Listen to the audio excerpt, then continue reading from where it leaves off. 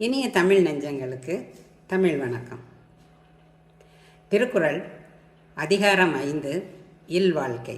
குறள் 9. அரண் எனப்பட்டதே இல்வாழ்க்கை, அஃதும் பிறன் பழிப்பது இல்லாயின் நன்று. அறம் என்று சிறப்பித்து சொல்லப்படுவது இல்லற வாழ்க்கையே ஆகும்.